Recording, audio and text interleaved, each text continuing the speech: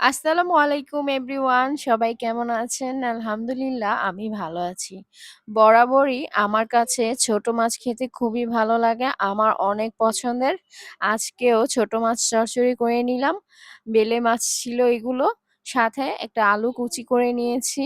আমি মাছগুলোকে ধুয়ে নিয়েছি এবং আলু কুচিগুলোকে ধুয়ে এই কড়াইতে নিয়ে নিয়েছি। এখানে আমি পেঁয়াজ কুচি, কাঁচামরিচ ফালিয়েও নিয়েছি। তারপর আমি মসলা এড করলাম। এখানে আমি হলুদ, মরিচ, ধনিয়ার গুঁড়ো, স্বাদ মতো লবণ দিয়েছি। তারপর হচ্ছে আমি এখানে আদা রসুন বাটা, জিরা বাটা এড করেছি। সব উপকরণ দিয়ে ভালো মতো মাখিয়ে নিয়েছি। তারপর পানি দিয়ে দিলাম। এখন এটাকে চুলায় বসিয়ে দিয়েছি। সয়াবিন তেলও কিন্তু এড করেছি, ভুলে গেছি বলতে। তারপর চুলায় বসানোর পর কিছুক্ষণের মধ্যেই আমার গুঁড়া মাছটা হয়ে গিয়েছে। শেষে একটু বিলেতি ধনিয়া পাতা কুচি করে দিয়ে দিলাম। এই তো আমার রান্না শেষ। কেমন হয়েছে বলবেন কিন্তু আপনারা সবাই।